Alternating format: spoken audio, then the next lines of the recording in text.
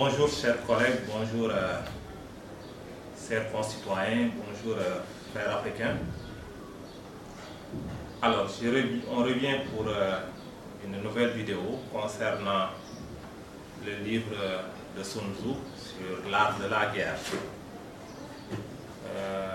Dans notre précédente vidéo, on avait parlé des 5 éléments essentiels qu'il fallait examiner avant de prendre une quelconque décision d'aller en confrontation ou, si on est dans le contexte du livre, en guerre.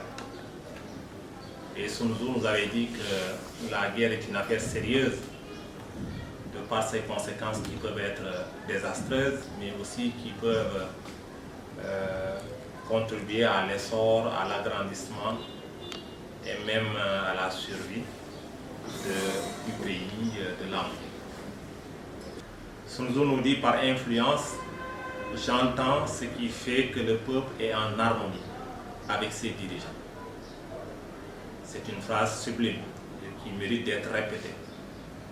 Il dit par influence, j'entends ce qui fait que le peuple est en harmonie avec ses dirigeants. Et il poursuit en disant de sorte qu'il les suivra, de sorte que le peuple suivra ses dirigeants à la vie et à la mort. C'est important parce que quand on est en confrontation, on y perd forcément des plumes.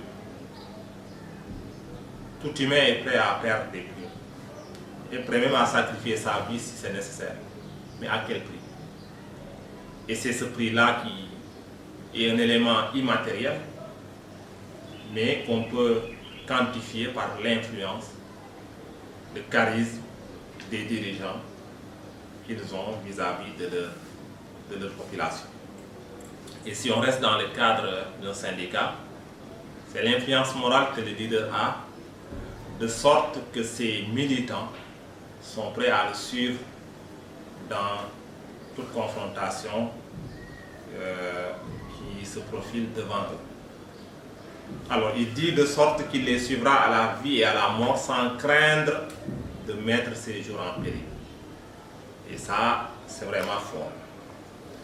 Et Zhang Yu, pour l'exégèse de ce verset, nous dit, pour peu qu'on traite, en fait, il est en train de nous expliquer qu'est-ce qui fonde ce sentiment-là des masses, qu'est-ce qui fonde ce sentiment-là des militants, pourquoi les militants seraient aussi engagés pour suivre leur leader ou leur secrétaire général dans une confrontation.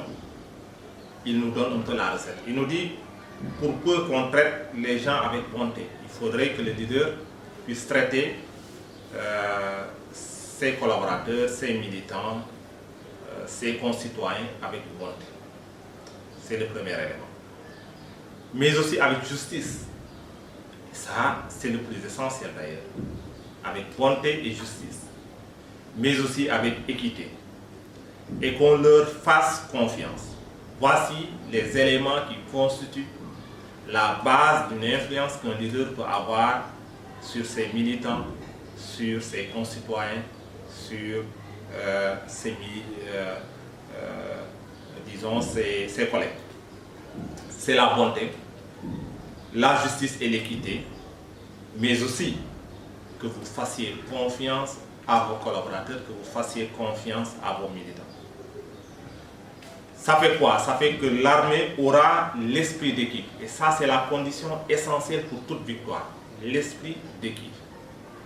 Faites une masse pour qu'elle puisse se mouvoir et conquérir, il faudrait qu'elle se comporte comme un corps. Et un corps, pour qu'il puisse être vraiment un corps, il faudrait qu'il soit animé d'un esprit.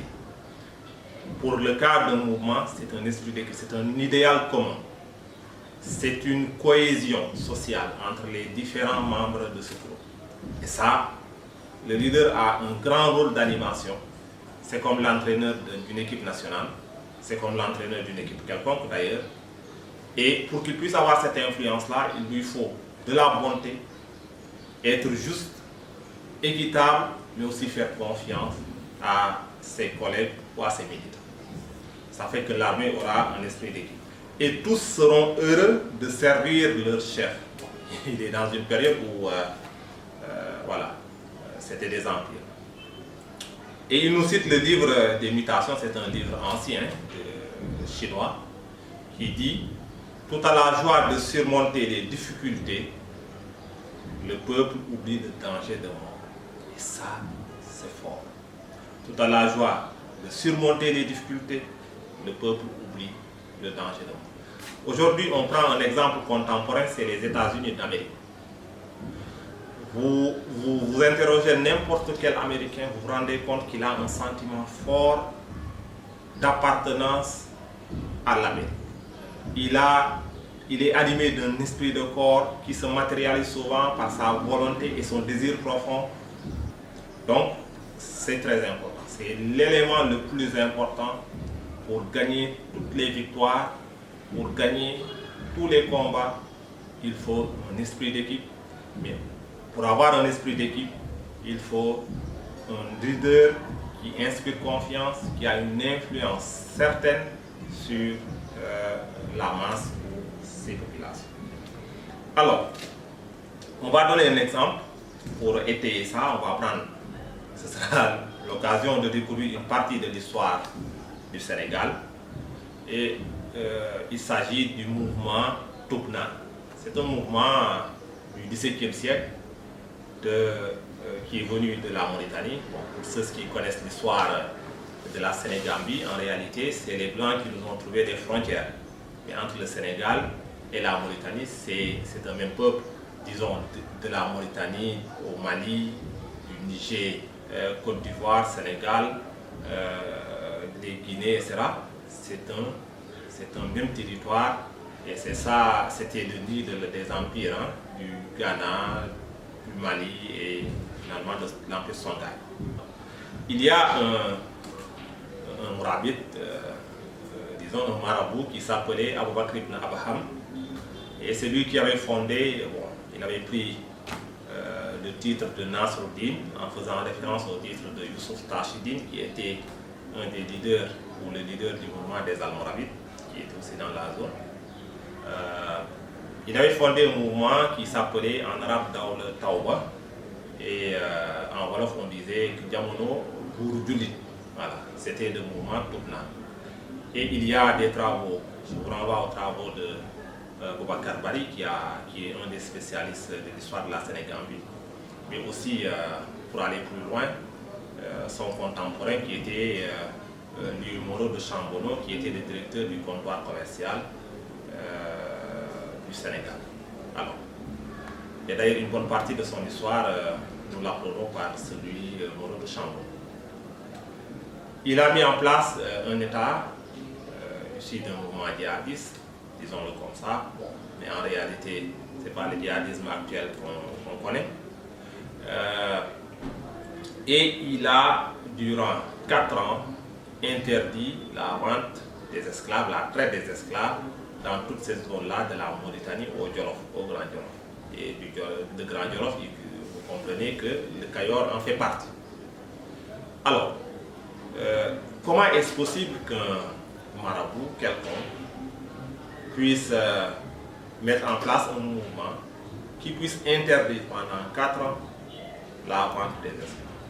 C'est juste pour vous donner une idée de si le leader inspire confiance, parce qu'en réalité, les esclaves étaient vendus par l'aristocratie, par les Keddo, et ça c'est une longue histoire, je ne voudrais pas y perdre essentiellement du temps.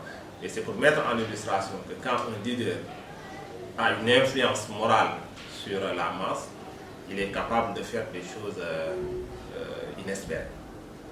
Alors ce mouvement, au bout de 4 ans, a été disloqué, a été vaincu, mais à cause de divisions internes qui sont venues d'un des lieutenants qui accompagnait Nasruddin Aboubakr ibn Abraham. C'est une longue histoire et je pense qu'on peut en tirer 2 enseignements. Le premier enseignement, c'est que quand le leader a une influence morale, il peut vaincre et il peut faire des choses inespérées. Le deuxième enseignement, c'est que quand on n'a pas l'influence morale, c'est-à-dire quand il y a une division interne, et c'est ce qui est arrivé au mouvement, on perd évidemment ses forces. Donc, l'essentiel pour un mouvement, c'est un esprit de corps. Et pour avoir un esprit de corps, je pense que c'est un rapport communicant et émetteur-récepteur.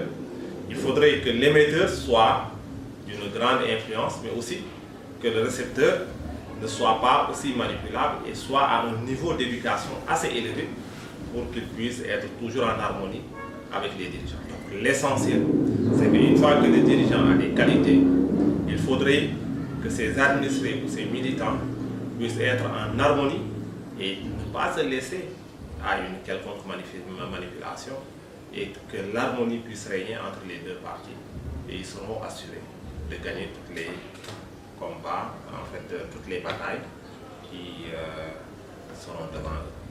Donc je vous remercie, la vidéo a été assez longue, j'espère qu'elle a été instructive et vous pouvez faire vos remarques, faire vos suggestions et on se reprendra et on s'adaptera. Merci.